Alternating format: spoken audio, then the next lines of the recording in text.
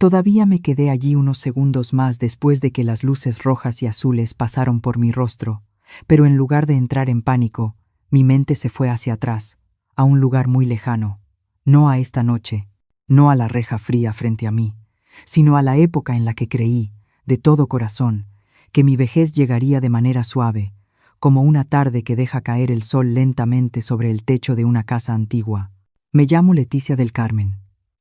Tengo 68 años. Más de 40 años de mi vida estuvieron ligados al olor a desinfectante, al sonido de las ruedas de las camillas rodando por los pasillos del hospital, a las guardias nocturnas tan largas que las piernas se entumecían. Y aún así, había que mantenerse firme para tranquilizar a otros. Fui jefa de enfermeras, acostumbrada a la presión, acostumbrada a cargar con la vida de los demás. Pero nadie me enseñó cómo prepararme para el silencio que llega cuando todo ese ruido desaparece. Hace 3 años, Joaquín Medina, mi esposo, se fue tras un derrame cerebral. Tan rápido que no alcancé a decirle que todavía no me acostumbraba a la idea de vivir sola. Terminó el funeral, la gente volvió poco a poco a sus vidas y yo me quedé con una casa que se sentía más grande de lo normal. No porque lo fuera, sino porque faltaba alguien. El jardín de la entrada seguía allí, con la bugambilia que planté el día que nos mudamos. Joaquín solía bromear diciendo que esa flor se parecía a mí. Parecía frágil, pero se aferraba con fuerza. Hiciera el clima que hiciera, no se soltaba. Cada mañana yo seguía regando las plantas, recogiendo las hojas secas, escuchando a lo lejos las campanas de la iglesia. Pensaba que quizá la vejez sería así. Una taza de atole caliente, una silla de mimbre en el porche, y tardes lo suficientemente tranquilas como para escuchar con claridad los latidos del propio corazón. Pero uno no vive solo de recuerdos. El silencio, cuando se prolonga demasiado, empieza a tomar la forma de la soledad. Hubo noches en que encendía la luz más temprano de lo necesario, solo para que la casa no se sintiera tan oscura. Hubo comidas que cocinaba para 2 personas, y luego me quedaba mirando cómo la otra porción se enfriaba sobre la estufa. No le conté esas cosas a nadie. Estoy acostumbrada a cuidar, no a quejarme. Entonces Mariana me llamó, una tarde lluviosa.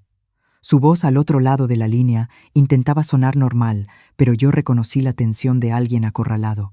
Me dijo que la renta había subido, que Esteban estaba teniendo problemas en el trabajo, que las deudas viejas se acumulaban una sobre otra. No lloró, pero cada frase pesaba como una disculpa que no terminaba de decir. Yo estaba sentada, mirando por la ventana donde la bugambilia se movía suavemente con el viento. Recordé a Mariana cuando era niña, con el cabello amarrado a los lados, corriendo por el patio y llamándome cada vez que se raspaba la rodilla. Recordé que una vez prometí, pasara lo que pasara, que ella no tendría que sufrir sola. Hay promesas que uno no dice en voz alta, pero carga toda la vida. Vénganse para acá, le dije, con un tono tan suave como si fuera lo más natural del mundo. La casa es grande. Yo estoy sola y también me da tristeza.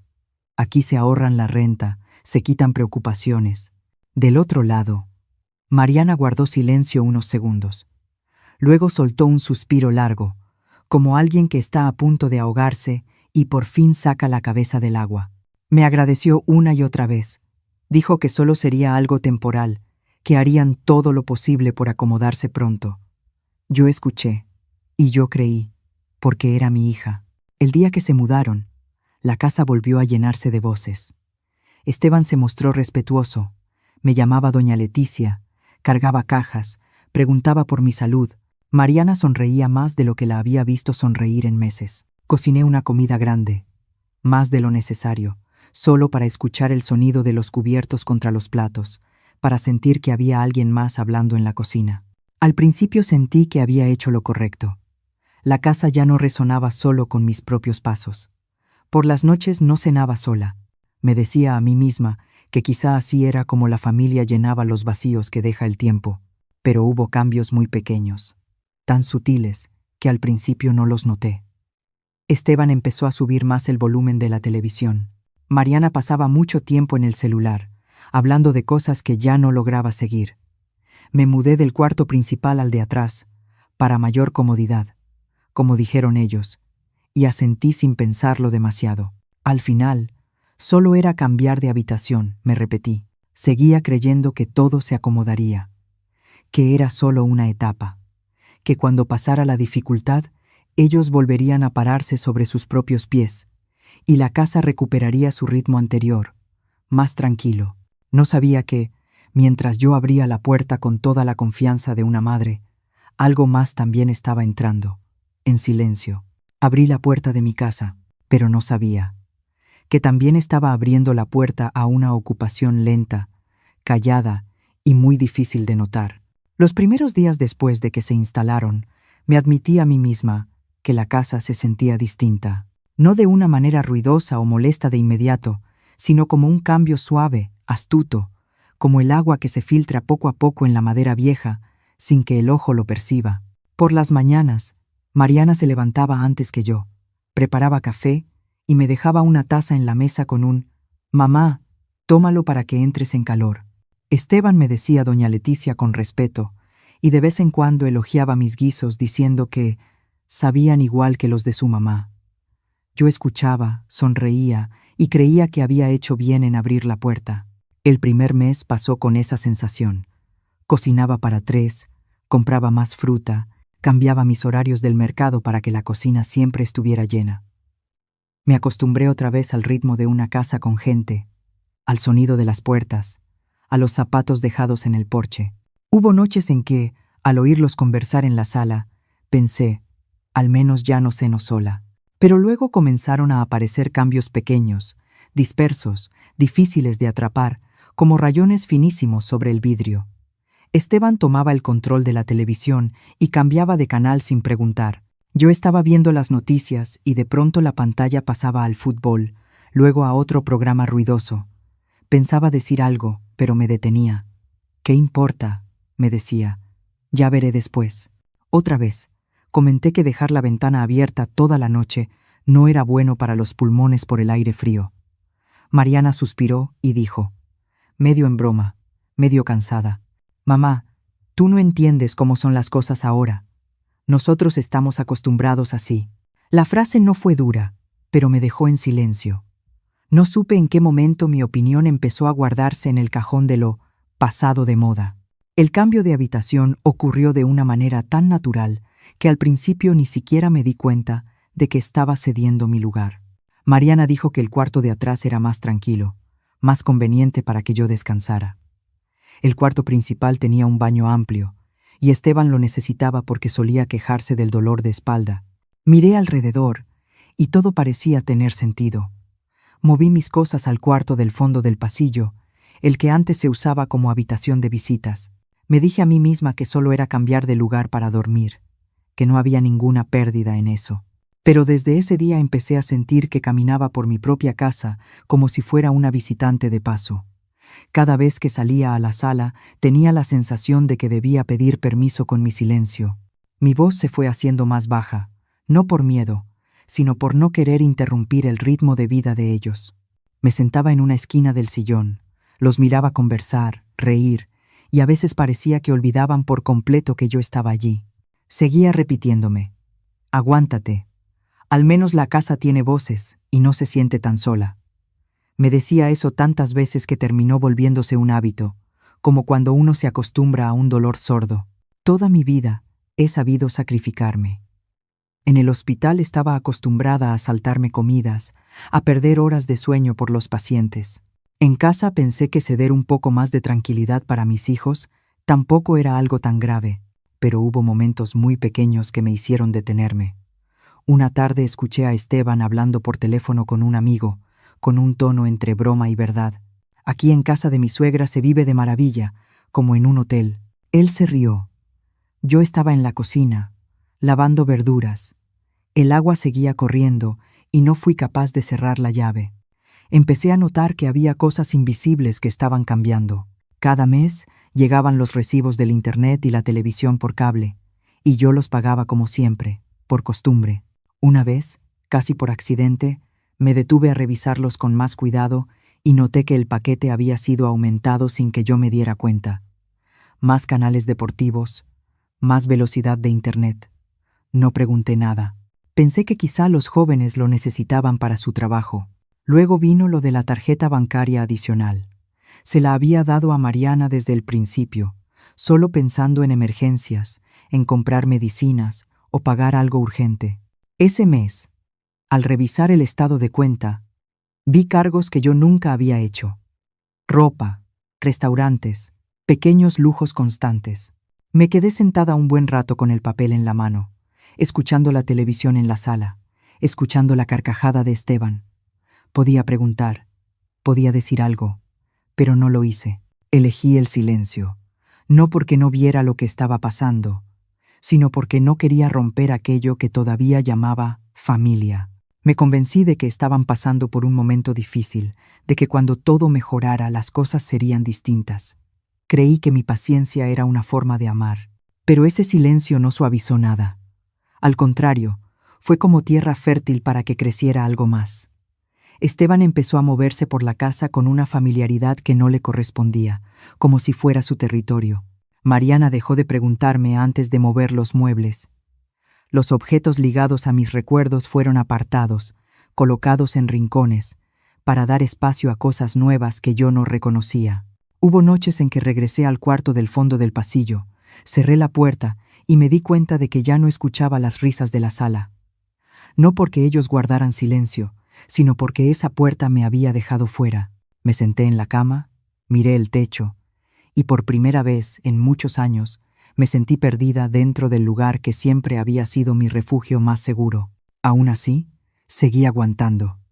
Seguí diciéndome que solo era una etapa, que si hablaba, me convertiría en la mamá difícil, la vieja fastidiosa.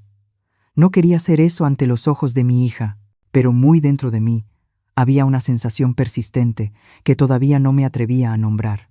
La sensación de que cada vez que yo callaba, alguien avanzaba un paso más dentro de mi espacio, de que mi bondad estaba siendo confundida con un permiso, y no sabía que muy pronto harían algo que me obligaría a mirar esa verdad de frente, que mi silencio, durante todo ese tiempo, no había sido para conservar la armonía, sino para alimentar algo que terminaría por devorarme a mí misma. Estaba de pie frente a la reja de mi propia casa, en plena noche en la colonia Narvarte, con el manojo de llaves que me había acompañado durante décadas. El metal estaba helado, metí la llave en la cerradura, giré, pero la reja no se movió. En ese instante, desde adentro se escuchó la voz de un hombre, áspera por el alcohol, gritando como una orden. «¡No la dejen entrar! Ella ya no vive aquí». El corazón se me encogió. Antes de entender qué estaba pasando, las luces rojas y azules de una patrulla se reflejaron en la fachada de la casa. Esa luz rebotó en los barrotes, en las macetas que yo cuidaba cada mañana. Un policía se acercó, con voz firme pero sin dureza. «¿Tiene usted documentos que acrediten que es la dueña de esta casa?» Solté una risa seca, tan extraña que ni yo misma la reconocí. Esa casa la habíamos construido mi esposo y yo, ladrillo por ladrillo, pared por pared, con nuestra juventud y 40 años de trabajo. Y aún así, esa noche, las mismas personas a las que yo había abierto la puerta llamaron a la policía para sacarme. Metí la mano en el bolsillo del abrigo y saqué un sobre cuidadosamente sellado. En ese momento, lo entendí con absoluta claridad. Sin eso, esa noche no solo habría perdido mi casa, habría perdido toda mi vida. Y antes de seguir contando, quiero preguntarte algo, con toda suavidad. ¿Desde dónde estás escuchando mi historia? Déjame un comentario para que lo sepa, para que yo entienda hasta dónde ha llegado este dolor. Esa noche avanzó muy despacio, como si toda la casa contuviera el aliento esperando que algo ocurriera. Lo noté desde que cayó la tarde, cuando Esteban regresó más temprano de lo habitual, con un andar distinto y una bolsa grande de cervezas en la mano. No me miró, dejó la bolsa sobre la mesa y gritó hacia el cuarto de adentro. «Hoy en la noche vienen unos amigos a ver el fútbol». La frase cayó en el aire como un aviso, no como una petición. Yo estaba en la cocina, cortando verduras. El cuchillo se quedó suspendido a medio movimiento. Miré a Mariana. Estaba recargada en el refrigerador, deslizando el dedo por el celular, y asintió apenas, como si eso ya estuviera decidido desde antes. Abrí la boca para decir algo, pero me quedé callada. Una parte de mí todavía quería creer que solo sería una noche más ruidosa de lo normal. Cuando oscureció por completo, los amigos de Esteban empezaron a llegar uno tras otro.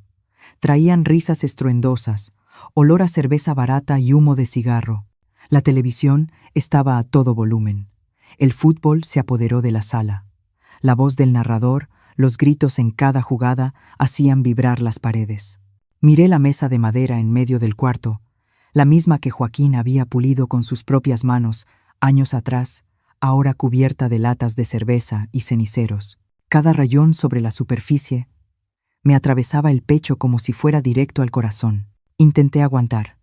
Cerré la puerta de mi cuarto, corrí las cortinas, me puse algodón en los oídos, pero el bajo del equipo de sonido parecía atravesarme hasta los huesos. Me acosté en la cama, mirando el techo, sintiendo el corazón latir más rápido de lo normal.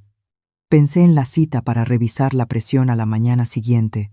Pensé en lo que el doctor me había dicho, que tenía que dormir bien. Me repetí, solo les pido con calma y me regreso a mi cuarto. Todo va a estar bien. Me puse un suéter delgado y salí al pasillo en pantuflas. Con cada paso me acercaba a la sala, donde la luz fuerte y el ruido parecían otro mundo. Cuando aparecí, las conversaciones bajaron de golpe, como por un segundo.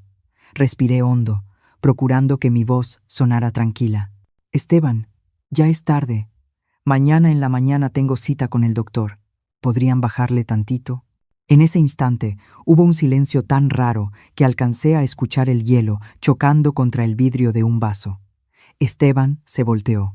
Tenía los ojos enrojecidos, y el olor a alcohol me pegó en la cara cuando se acercó más de lo necesario. ¿Qué dijo?, preguntó, bajando la voz. Lo repetí, más despacio, como cuando le hablas a un paciente difícil. Nada más bájenle tantito. Ya es tarde. Entonces se rió, una risa seca, áspera. Si no te gusta el ruido, lárgate, vieja. Aquí mando yo. Esa frase me pegó como una bofetada, no en la cara, sino en algo más profundo. Me quedé quieta. Sentí que el cuarto daba una vuelta leve, como cuando una se queda demasiado tiempo de pie en un turno de noche. No reaccioné de inmediato. Volteé hacia Mariana. La miré, esperando algo muy simple. Una palabra, un gesto, cualquier señal de que yo no estaba sola. Mariana levantó la vista y me miró unos segundos. Sus ojos pasaron por mi cara y luego cayeron de nuevo a la pantalla del celular. Encogió los hombros, muy apenas, como diciendo, «No hagas grande el problema», y bajó la mirada otra vez. El dedo siguió deslizándose sobre la luz del teléfono. En ese momento entendí algo que yo había evitado mirar durante mucho tiempo. No solo me estaba faltando al respeto mi yerno, me estaba dejando sola a mi propia hija, delante de extraños. Esa sensación no fue escandalosa ni explosiva. Fue fría y honda, como agua que se mete en una tela gruesa. No grité, no discutí. Toda mi vida de enfermera me enseñó que, en los momentos más peligrosos, quien mantiene las manos firmes es quien todavía tiene el control. Miré a Esteban una vez más, sin enojo y sin miedo, solo con la certeza final de que yo ya no tenía lugar en ese cuarto. Me di la vuelta y me fui. Detrás de mí, el partido estalló otra vez, más fuerte que antes, como un desafío. Crucé el pasillo con pasos pesados pero parejos. Cuando llegué a mi cuarto, cerré la puerta con suavidad, como si tuviera miedo de molestar a alguien, una costumbre vieja que todavía no se moría. Me senté en la orilla de la cama. Las manos me temblaron un poco, pero luego se calmaron. Respiré hondo, y otra vez, en la mesita estaba la foto de Joaquín. Sonreía como siempre, con esa mirada dulce y firme. Lo miré largo rato y susurré, bajito, más para mí que para él, ya aguanté suficiente. Me levanté y abrí el closet. En la parte de abajo, detrás de unas cobijas viejas, estaba la maleta de piel, gastada, la misma que usamos en aquel viaje al mar hace años. La jalé hacia afuera. El sonido del broche de metal retumbó en el cuarto pequeño, extraño de lo claro que se oyó. Al abrir la maleta, no sentí que estuviera preparando un viaje. Sentí que me nacía un pensamiento nítido y sereno, como un diagnóstico después de ver todos los estudios. Por primera vez en mi vida, no pensé en aguantar un poco más. Pensé en actuar. Miré la maleta. Y luego miré alrededor el cuarto, al final del pasillo. El cuarto que yo me repetía que era temporal. Y en mi cabeza sonó una frase, sin drama, sin gritos, pero tan definitiva que me recorrió un escalofrío. Ya es hora de operar.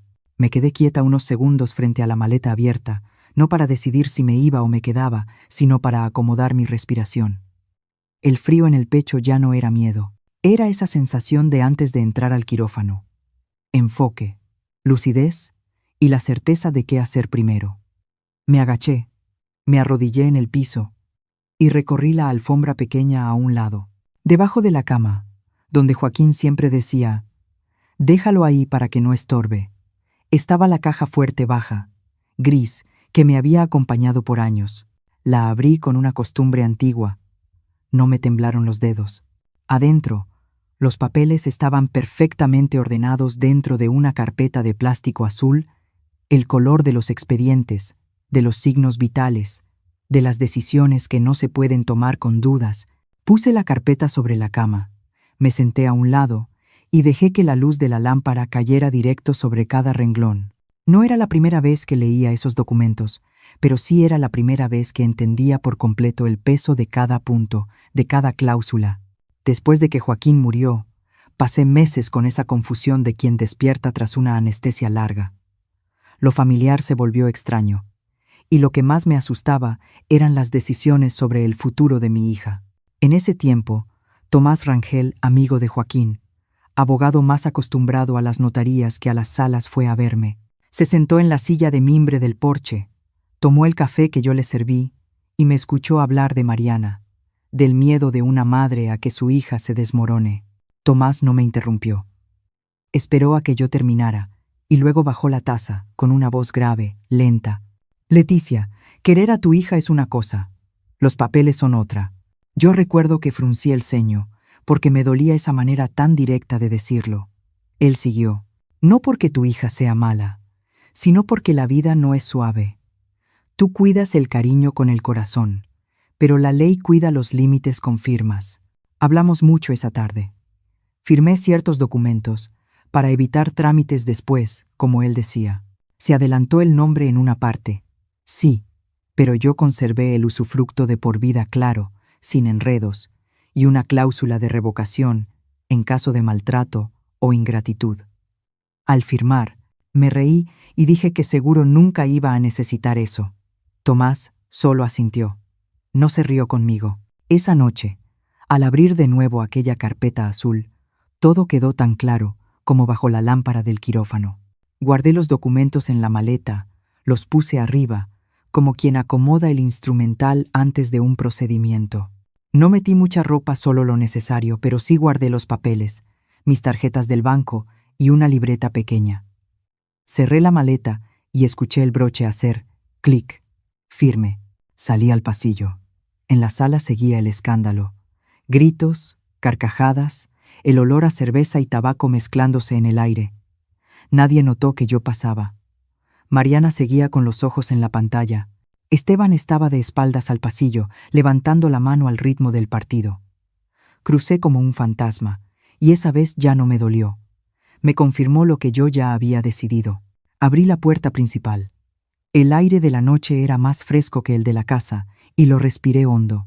La calle estaba extrañamente quieta, como si la colonia entera supiera guardar silencio mientras cada familia se descompone por dentro.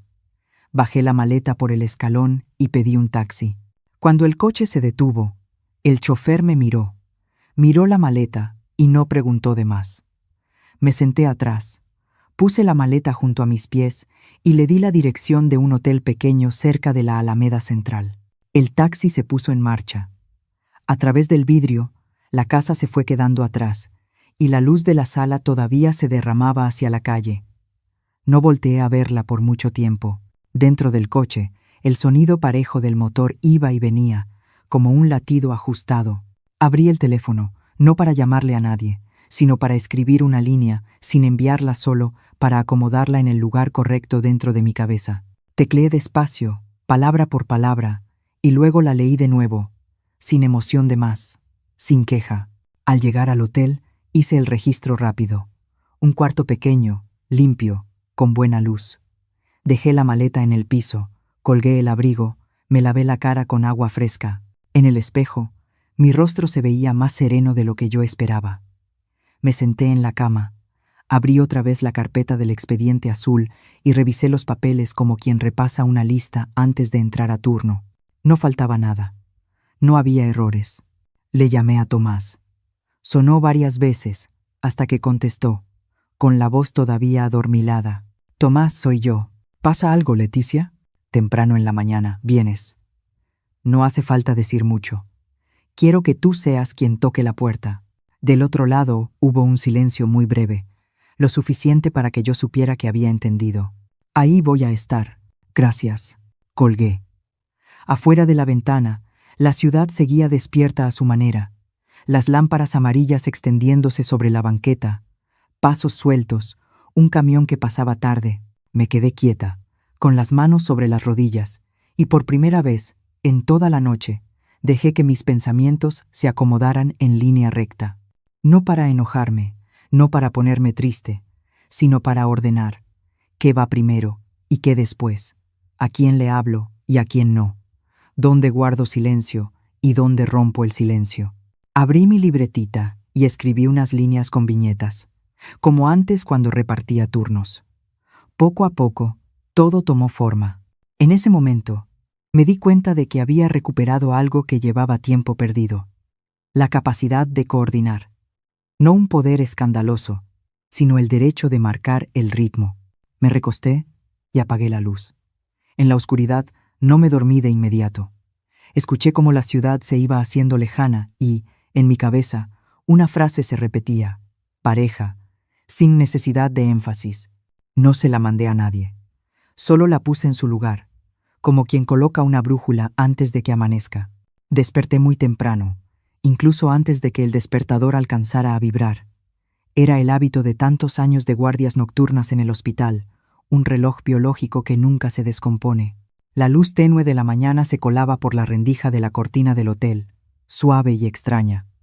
En el primer instante no escuché la tele, no escuché portazos, no olí café quemado en la cocina, solo silencio. Un silencio tan completo que tuve que incorporarme para asegurarme de que estaba despierta. El teléfono, sobre la mesita, vibró, luego volvió a vibrar, y otra vez. Ni siquiera tenía que mirar la pantalla para saber quién era. Mariana. Lo dejé vibrar, como si fuera una campanita sonando en un cuarto vacío. Al final, la pantalla se apagó, y unos minutos después se encendió de nuevo. Entró un mensaje: Mamá, ¿a dónde te fuiste? No hay café. No encuentro qué desayunar. Puse el teléfono boca abajo. Esas palabras, si me hubieran llegado ayer, quizá me habrían hecho ponerme el abrigo y regresar corriendo. Pero esa mañana las miré con otros ojos, más claros, más fríos. Fui al baño. Me lavé la cara con agua fresca y me miré en el espejo. No vi a alguien que se había ido de su casa. Vi a una mujer que había dejado de hacer cosas que otros daban por hechas. Me preparé un café pequeño, con un sobre de café soluble del hotel. Y al primer sorbo escuché un pensamiento dentro de mí, sin ruido pero definitivo. Ellos convirtieron mi amor en un servicio. Nadie firmó un contrato, nadie lo dijo en voz alta, pero así funcionaba todo. Yo cocinaba, yo pagaba, yo mantenía la casa andando. Ellos solo vivían ahí, y a eso le llamaban derecho. Me senté en la cama, tomé el teléfono y abrí cada aplicación, cada cuenta, como quien revisa signos vitales de un paciente que está perdiendo sangre. En urgencias aprendí algo. Si no detienes la hemorragia a tiempo, todo lo demás no sirve. No me vi a mí misma castigando a nadie.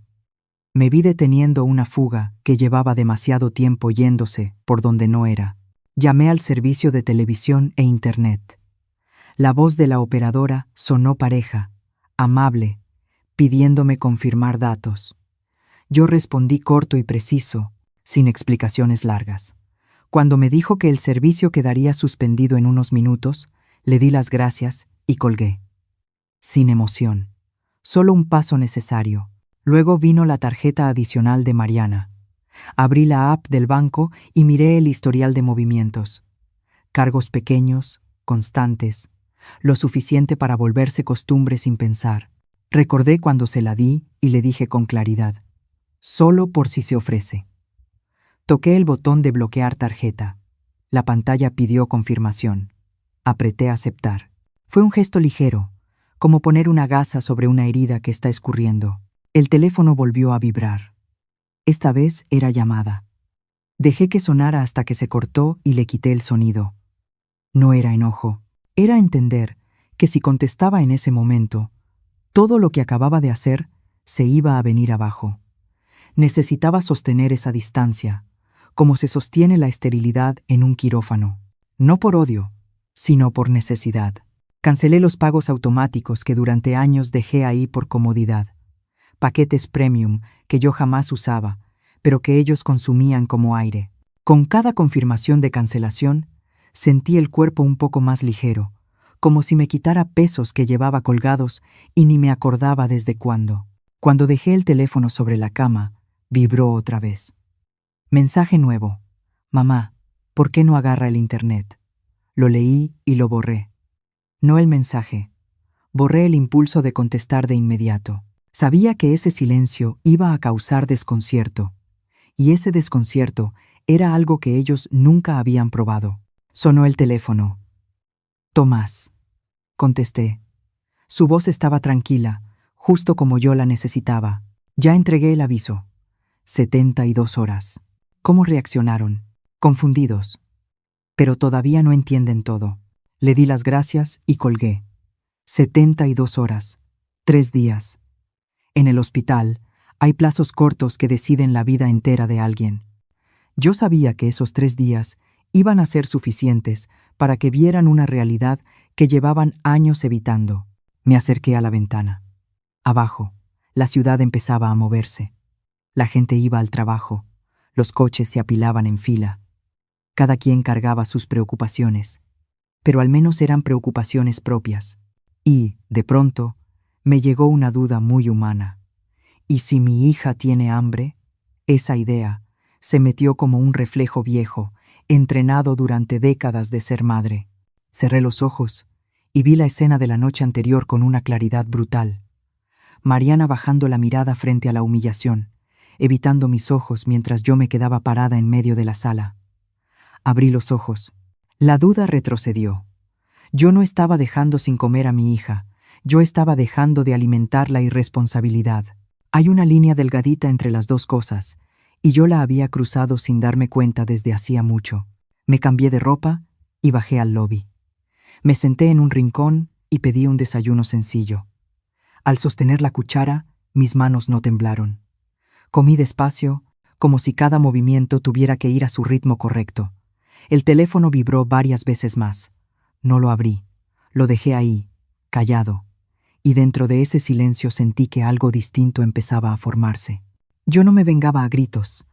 No necesitaba pararme frente a ellos a pelear sobre quién tenía razón. Hice lo que nunca esperaron. Retiré lo que los había protegido de las consecuencias de sus propios actos. Abrí un vacío sin café listo, sin red para matar el tiempo, sin alguien atrás arreglándolo todo. Ese vacío, yo lo sabía, les iba a dar miedo. No por falta de comodidad, sino porque por primera vez tendrían que hacerse cargo. Y yo, sentada ahí en el lobby del hotel, oyendo el cubierto rozar el plato, entendí con una claridad absoluta. Hay batallas que no requieren ruido, solo retirar lo correcto, en el momento correcto, y dejar que el silencio haga el resto. El segundo día pasó más lento de lo que yo imaginaba, no porque el tiempo se estirara, sino porque cada minuto traía un peso distinto. Yo estaba en el cuarto del hotel, leyendo a medias una nota de la mañana, cuando el teléfono vibró. No era llamada, era un mensaje de voz. Vi el nombre del remitente, solté una respiración corta y le di reproducir. La voz de Esteban sonó distinta a la de la noche anterior. Ya no venía con gritos ni con burlas. Era una voz baja, lenta, esforzándose por sonar educada. Doña Leticia, pues, seguro ayer todos andábamos tensos. Le pido disculpas si dije algo de más. Regrese a la casa. Ya, asunto arreglado. Yo no lo tomo a mal. Escuché todo. No le adelanté. No lo pausé a la mitad. Y hubo algo que entendí con una claridad brutal. En esas palabras no había ni una sola disculpa de verdad. Solo había condescendencia, como si él me estuviera perdonando a mí por haber alterado el orden que él mismo se había otorgado el derecho de imponer. Apagué el audio, dejé el teléfono sobre la mesa y sentí como por dentro todo se me quedaba en calma, no por herida, sino por un despertar tardío. No pasaron ni 10 minutos cuando me llegó un mensaje de Mariana. Mamá, ya exageraste. Aquí todo está hecho un caos. Regresa, hablamos para que todo se calme. Leí esas palabras una y otra vez. Exageraste, para que todo se calme. Y vi por fin algo que antes yo siempre evitaba mirar de frente. Para mi hija, yo seguía siendo la que debía agacharse para conservar la paz, la que debía ceder un paso y luego otro, con tal de que los demás no se incomodaran. No contesté. No porque no supiera qué decir, sino porque si respondía en ese instante, me iba a poner otra vez el papel de siempre, el papel de la que arregla, de la que se sacrifica para que otros estén tranquilos. Dejé el teléfono, me levanté y caminé en círculos por el cuarto. Mis pasos iban lentos, como si estuviera midiendo un espacio nuevo, un espacio donde yo no tenía que reaccionar de inmediato ante las necesidades de nadie. Le llamé a Tomás. Contestó al primer timbrazo, como si ya hubiera adivinado esa llamada. Ya te empezaron a marcar, ¿verdad? Sí. Acuérdate de lo que te dije ayer. No cortes la luz ni el agua tú directamente. Solo deja de pagar. Las compañías hacen lo demás con su propio procedimiento. Su voz era tranquila, sin prisa, sin adornos. Le di las gracias y colgué. Ese consejo me sostuvo. Yo no estaba haciendo nada impulsivo. Solo estaba dejando que el sistema funcionara como fue diseñado, sin favoritismos, sin sentimentalismos. Me senté junto a la ventana, saqué papel y pluma. Hacía mucho que no escribía a mano, pero en ese momento necesitaba sentir la tinta marcando el papel. Puse un título sencillo, Gastos pagados, y línea por línea anoté. La despensa mensual, la luz, el agua, el internet, la televisión, arreglitos de la casa. No eran cantidades enormes por separado, pero juntas armaban un retrato tan claro que tuve que detener la pluma varias veces. Al final de la hoja me quedé más tiempo. Escribí una línea sin números. Dignidad. Me quedé mirando esa palabra y luego la subrayé. Ese era el gasto más caro y también el que yo había permitido que me cobraran poquito a poquito sin darme cuenta. El teléfono volvió a vibrar. Otro mensaje de Mariana, más corto. ¿Por qué no contestas? Lo tomé, lo vi y lo dejé otra vez. Recordé su mirada aquella noche, cuando bajó la cara al teléfono y me dejó sola. Mi silencio ahora no era castigo, era espejo. Yo quería que Mariana viera, sin filtro, lo que se siente cuando alguien te abandona con tal de evitarse problemas. Por la tarde salí a caminar un rato. La ciudad seguía con su ruido, pero yo me sentía aparte, como si caminara por una orilla. Compré una libreta nueva, en una tiendita cerca del parque. Me senté en una banca y pasé los dedos por las hojas en blanco. En mi cabeza se repetía una pregunta. ¿Por qué tengo que sentir vergüenza en mi propia casa?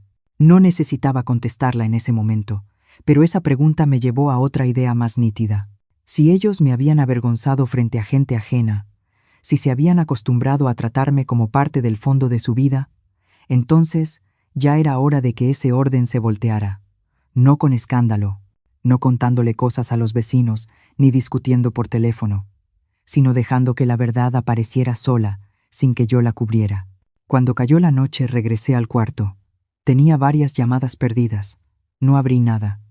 Me hice un té y me senté junto a la ventana, mirando cómo se encendían una a una las luces de la calle. Hubo un instante breve en que se me metió la ternura. Mariana de niña, cruzando la calle agarrada de mi mano, confiando sin dudas. Pero esa imagen se rompió con la otra, la de la noche anterior, cuando prefirió bajar la cabeza. Cerca de la medianoche abrí la libreta nueva y escribí una sola frase. Fase 2. No puse detalles, solo el encabezado, y luego cerré la libreta. Esa decisión no nació del coraje, nació en silencio, como cuando una sabe que primero se detiene la hemorragia y luego se hace lo demás. Me recosté sin apagar la luz de inmediato. No había gritos en mi cabeza, ni respuestas imaginarias. Solo una certeza. El poder no siempre hace ruido. A veces vive en quien tiene que explicar, quien tiene que esperar y quien marca el ritmo de la vergüenza. Y esa noche, mientras la ciudad se iba apagando, yo supe que estaba lista para dar un paso más, no para desquitarme, sino para poner cada cosa en su lugar. La mañana del tercer día llegó con un sol más duro de lo normal. Lo sentí apenas salí del hotel. El calor subía del asfalto como una advertencia sin misericordia. Caminé despacio, rumbo a la casa, por calles conocidas, con una calma que a mí misma me sorprendía. Ya no existía la duda de los 2 días anteriores. Todo dentro de mí estaba en su ritmo, como antes de un procedimiento difícil, sin espacio para emociones de sobra. Primero pasé por el taller pequeño de don Hilario, cerrajero de toda la vida en la colonia, amigo viejo de Joaquín. Antes, cuando una chapa se atoraba, Joaquín lo llamaba. Trabajaban y entre herramienta y herramienta hablaban de fútbol y de tiempos pasados. Don Hilario me vio y se quitó los lentes, un poco sorprendido. Yo no di vueltas. Dije lo que necesitaba, corto, claro, lo suficiente para que entendiera. Él asintió sin preguntar por qué y me pidió que esperara 15 minutos. Cuando estuvimos frente al portón, la sombra del jacarandá caía sobre la banqueta como un velo morado pálido. Me quedé unos pasos atrás para dejarlo trabajar. El metal sonó suave, constante, y sin querer.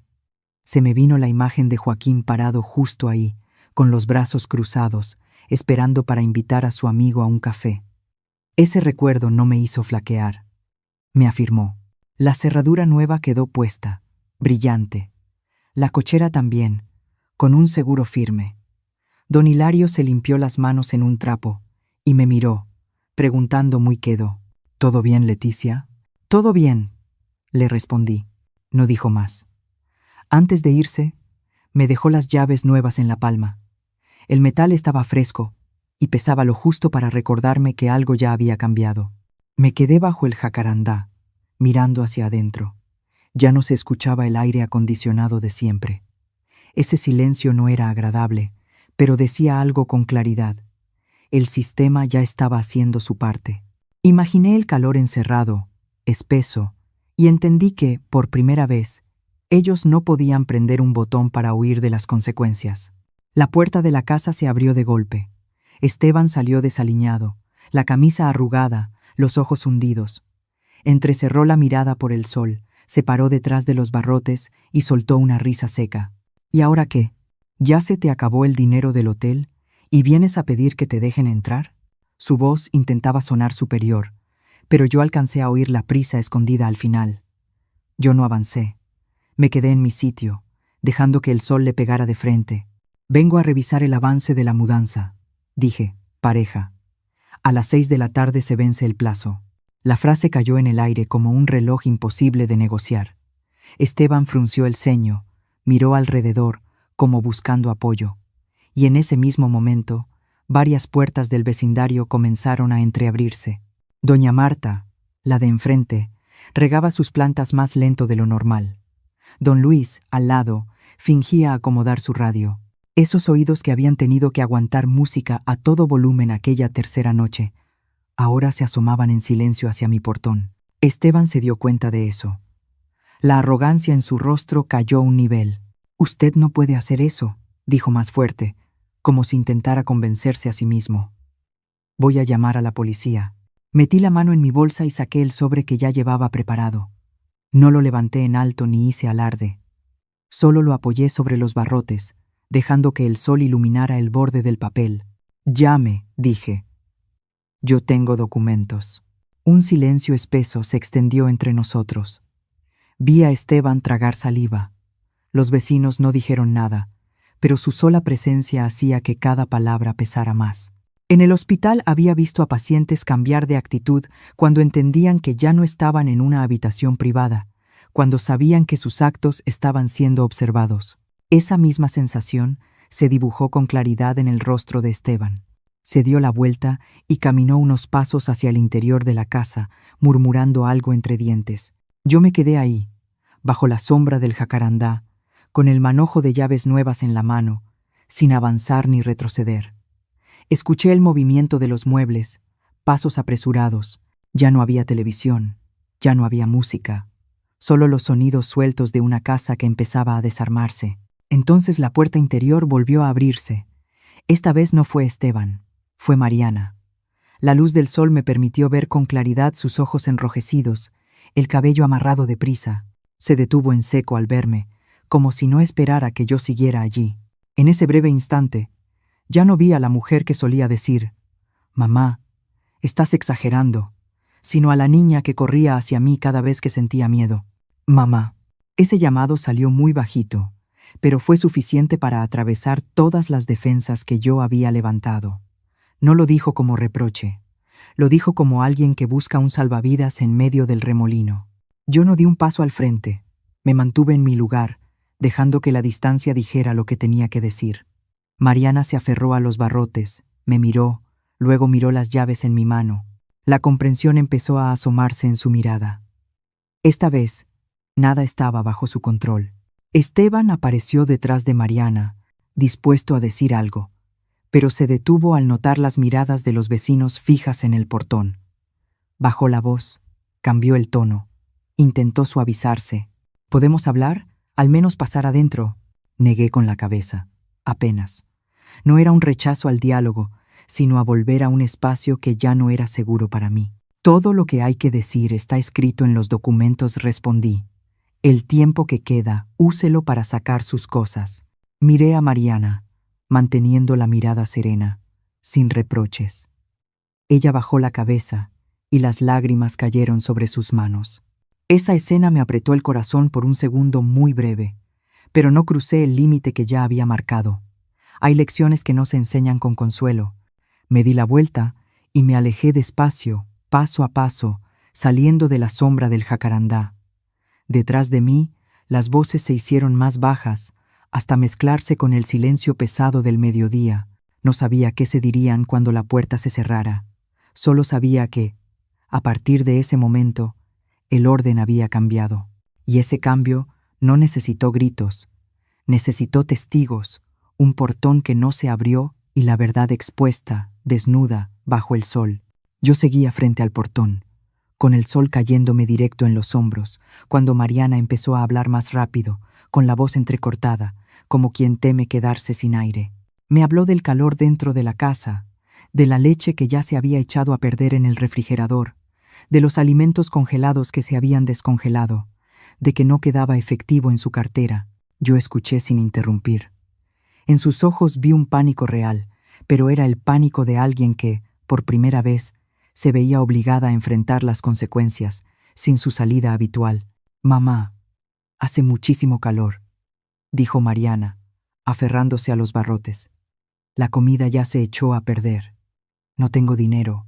Respiré hondo, cuidando que la voz no me temblara. Mariana la llamé por su nombre, despacio. «Ya tienes 35 años». La frase no fue dura, pero cayó como una línea que detiene el paso. No regañé, no humillé, solo la devolví a su edad real, la edad en la que una persona se hace responsable de lo que come, del calor que pasa, de las decisiones que toma. Mariana bajó la cabeza, los labios le temblaron. Yo sabía que esperaba el gesto de siempre, una mano extendida, un «está bien», pero yo me quedé quieta. Esteban avanzó un paso, interrumpiendo, con una voz completamente distinta, ya no amenazante, ya no altiva. «Leticia, hablemos como familia», dijo, forzando una sonrisa. «Prometo devolver el cuarto principal. Prometo respetar. Solo abra el portón». Lo miré directo a los ojos. En el hospital había escuchado muchas veces ese tono, la voz de quien teme perder un privilegio, no la de quien se arrepiente. «Usted no se disculpa por lo que hizo mal», le dije. Se disculpa porque tiene miedo de perder el lugar donde se sostiene. Esteban quiso responder, pero yo ya había metido la mano en la bolsa. Saqué el fajo de papeles perfectamente ordenados, las copias que había impreso en el hotel, con la tinta aún fresca. Fui pasando las hojas por entre los barrotes, una por una, despacio, dejando que el sol revelara las cifras. Aquí están los recibos de la luz de los últimos 2 años. Aquí están los pagos de internet y televisión. Y aquí, la tarjeta adicional a mi nombre. Compras, restaurantes, alcohol. No leí en voz alta. No hacía falta. Los vecinos se acercaron un poco más, repartidos bajo los pórticos, fingiendo estar ocupados, pero sin apartar la vista de los documentos. Esteban miró los números, apretó los labios. Mariana se cubrió la boca y respiró con dificultad. Usted dice que paga, continué. Pero las palabras no pagan recibos. El silencio se sostuvo unos segundos más. Entonces, desde la esquina de la calle, se escuchó el sonido pesado de un motor. Una camioneta pequeña se detuvo frente a la casa, con el logotipo de una financiera bien visible en la puerta. Un hombre bajó, con una carpeta en la mano, miró alrededor y preguntó en voz alta, con tono profesional: ¿Es este el domicilio? Esteban se giró de golpe. ¿Qué pasa? El hombre revisó el papel y luego miró a Esteban. Venimos a recoger el sofá y la televisión de 65 pulgadas. El pago a plazos tiene 3 mensualidades vencidas. La frase cayó como un corte limpio. Durante unos segundos nadie dijo nada. Vi una ventana al otro lado de la calle cerrarse y volver a abrirse. Alguien había cambiado de lugar para ver mejor. Aquellos bienes que ellos presumían, que encendían a todo volumen cada noche, sobre los que apoyaban los pies, no eran suyos. No puede ser, dijo Esteban, con la voz quebrada. Debe haber un error. El hombre negó con la cabeza y extendió los papeles. El expediente es claro. Si quiere presentar una queja, aquí viene el número. Esteban miró alrededor, buscando a alguien que se pusiera de su lado. No había nadie. Mariana se cubrió el rostro y sollozó. Yo no sonreí. No lo necesitaba. La verdad estaba de pie, sola, bajo el sol. ¿Entramos a sacar las cosas?, preguntó el hombre, con cortesía. Asentí apenas, sin mirar a Esteban. Ellos las sacan, dije. La puerta interior se abrió. 2 hombres entraron. Sus sombras cruzaron el marco como un punto final. El sonido del sofá arrastrándose sobre el piso fue lento y pesado. El ruido de las correas ajustándose alrededor de la televisión sonó seco. Cada sonido era una máscara que caía. Esteban se dejó caer sobre el escalón, con las manos cubriéndose la cabeza. Ya no había ningún papel que interpretar. Ya no quedaba un público complaciente. Solo un hombre desnudo frente a la verdad del dinero. Miré esa escena y no sentí satisfacción. Mi corazón simplemente se aquietó, como cuando baja la fiebre. Avancé un paso, manteniendo la distancia justa para que mi voz no se mezclara con el ruido. Escuchen bien, dije. Tienen que sacar a las personas y sus cosas personales antes de las 6 de la tarde. Mariana levantó la vista, con los ojos enrojecidos.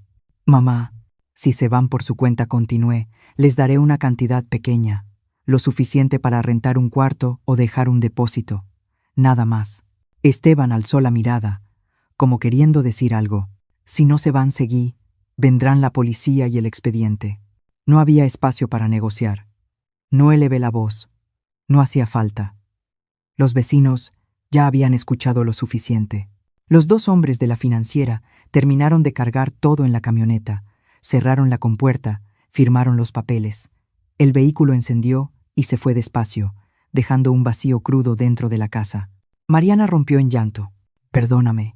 Ese perdón salió roto, más sincero que los anteriores. Miré a mi hija y vi el miedo mezclado con el arrepentimiento. Yo sabía que pedir perdón es una puerta, pero no todas las puertas abiertas llevan a un cambio. Mantuve la mirada firme, sin apartarla y sin avanzar, dejando que ese instante existiera por completo, como una lección sin concluir, suspendida bajo el sol del mediodía y las miradas que no parpadeaban. Las 6 de la tarde llegaron sin anuncios. El sol comenzó a inclinarse y las sombras de la banqueta se alargaron. Mariana y Esteban estaban sentados en el escalón, rodeados de maletas apresuradamente acomodadas y algunas cajas de cartón abolladas. Ya no había música, ni risas forzadas, ni amenazas. Solo el cansancio evidente en cada movimiento. Yo me quedé a unos pasos de distancia, sin acercarme ni alejarme, sosteniendo el espacio que había aprendido a cuidar en esos días. Tomás llegó puntual. Traía consigo un folder delgado, perfectamente ordenado. No fue necesario decir mucho. Recuperé el manojo de llaves viejas, las que habían estado en el bolsillo de mi abrigo durante décadas, y firmé el acta de entrega. Mi mano no tembló. Cuando Tomás asintió para confirmar, escuché un suspiro muy leve detrás de mí. No volteé. Sabía que era Mariana. «Mamá», me llamó, pero se quedó en silencio. No respondí. No por frialdad, sino porque hay palabras que conviene reservar para otro momento, cuando ambas estemos más firmes. Entré a la casa. El portón se cerró detrás de mí. El sonido del clic fue seco y claro. No era un ruido fuerte, pero dentro de mí fue una declaración. Me quedé quieta unos segundos. Apoyé la mano en el cerrojo. Sentí el metal frío, y solo entonces me giré para mirar el espacio familiar que ahora se sentía extraño. La casa estaba en silencio. No el silencio tenso de aquellas noches en que me escondía en el cuarto del fondo del pasillo, sino un silencio vacío, desnudo, que necesitaba cuidado. Abrí las ventanas y dejé que entrara el aire de la tarde. El olor antiguo seguía allí. Cigarro, cerveza, comida frita. Respiré hondo, sin molestia, solo registrándolo. Como cuando entras a una habitación que necesita limpieza, supe por dónde empezar. Los días siguientes pasaron con regularidad. Pinté las paredes de la sala con un color claro y suave. Lavé las cortinas, trapeé el piso, cambié los cojines, retiré los objetos que no me pertenecían y dejé los que estaban ligados a Joaquín y a mí. El sillón de piel viejo, la mesa de madera donde se habían servido tantas comidas familiares. Cada mañana salía temprano al jardín a regar las bugambilias. Podé las ramas secas, brotaron hojas nuevas, verdes. Sentí que yo también estaba volviendo a crecer así, sin prisa, pero con firmeza. Pasaron 2 meses, luego 3. Un mediodía, Mariana llegó sola. Estaba más delgada, vestida con sencillez, sin maquillaje cargado. Se quedó frente al portón, esperando a que yo saliera a abrir. Al mirarla a los ojos, ya no vi la defensa de antes, sino una cautela nueva, la de alguien que está aprendiendo a sostenerse por sí misma. Nos sentamos en la mesa de la cocina. Serví agua. No hubo café ni pan dulce. Mariana habló despacio. Dijo que había vuelto a trabajar, jornadas largas, sueldo no muy alto, pero constante. Esteban, contó, estaba en un trabajo honesto, pesado. Dijo que él bebía menos, no por promesas, sino por miedo a perder el empleo. Escuché y asentí. No elogié ni critiqué. No necesitaba validar esos cambios. Necesitaban tiempo para demostrarse. No vine a pedirte nada, dijo Mariana, con la mirada fija en el vaso. Solo quería decirte que entendí. Apoyé la mano sobre la mesa, manteniendo la distancia justa. Entender es bueno, respondí. Mantenerlo es lo difícil. Ella asintió. Al levantarse para irse, miró alrededor de la cocina y luego me miró a mí. Abrí el portón. No hubo abrazos ni manos tomadas, solo un leve movimiento de cabeza, suficiente. Yo no corté a mi hija. Corté la dependencia. Mis límites no eran un muro, sino una puerta con condiciones. Para entrar, había que traer respeto. No lo expliqué muchas veces. Dejé que mi manera de vivir lo dijera. La sala fue cambiando poco a poco. Reacomodé los sillones, coloqué una mesa larga. Los jueves por la tarde invité a varias mujeres del barrio a tomar té. Hablábamos de salud, nos tomábamos la presión, compartíamos recetas médicas, hablábamos de los hijos. Nadie tenía que pedir permiso para hablar. Nadie era callada por no entender los tiempos de ahora. Volví a un papel que conocía bien, el de cuidar. Pero esta vez cuidaba a las personas correctas. No rescaté a quienes me veían como un servicio. Me cuidé a mí y a quienes entendían el valor de la consideración. Algunas noches me sentaba sola en el porche. escuchando los insectos, mirando las bugambilias florecer. Pensaba en el camino recorrido, no para culparme ni para celebrarme, sino para reconocerlo. Aprendí que amar no es lo mismo que aguantar sin límite, que la vejez no es encogerse para acomodarse a la comodidad ajena. La vejez es ocupar el tamaño correcto de una misma. Esta casa alguna vez fue el lugar donde otros me daban órdenes. Hoy es el lugar donde vivo a mi propio ritmo, con ruido cuando lo quiero y con silencio cuando lo necesito. Yo no eché a mi hija a la calle, eché de la casa la costumbre de tratar a una madre como servicio, y desde entonces, cada vez que el portón se cierra, el sonido del clic ya no es encierro. Es la confirmación de que estoy en el lugar correcto, viviendo la vida que elegí. Al contar esta historia, todavía escucho con claridad el sonido del portón al cerrarse, no para aislar, sino para proteger. Tal vez muchos de nosotros, en algún momento de la vida, hemos tenido que aprender a poner límites tarde, como yo. Si esta historia te tocó el corazón, regálame un like, sígueme y suscríbete para que podamos encontrarnos en más historias. Y de verdad quiero saber, ¿desde dónde estás viendo mi historia? ¿Alguna vez viviste un momento en el que tuviste que elegirte a ti mismo o a ti misma? Quizá tus palabras en los comentarios sean el consuelo que alguien, en este momento, necesita para sentirse escuchado.